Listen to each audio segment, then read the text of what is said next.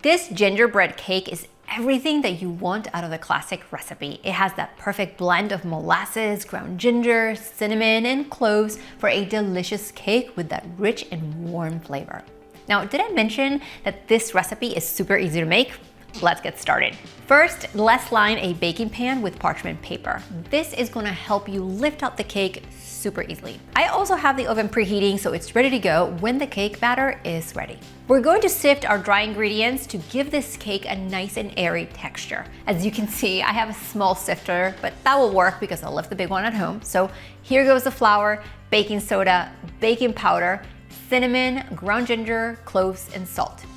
After sifting, we're just gonna give this a good mix to distribute all the ingredients and set that bowl aside. Oh, and by the way, below this video, you're gonna find the ingredient measurements to this recipe and a link to print it out as well. In a separate large bowl, let's add the melted butter with the molasses, the maple syrup, vanilla extract with a little warm water and mix it until smooth. Then I'm gonna add my eggs and whisk them until they're fully incorporated. To the wet mixture, I'm going to add the dry ingredients a little bit at a time until they're nice and combined.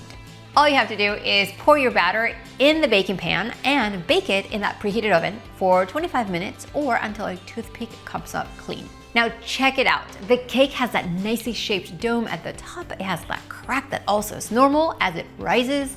And all I have to do is let this cake cool down for about 10 minutes and then lift it out of the pan. Now that it's out, I'm going to let it fully cool down to room temperature before transferring it onto a serving plate, and then I simply dust it with some powdered sugar.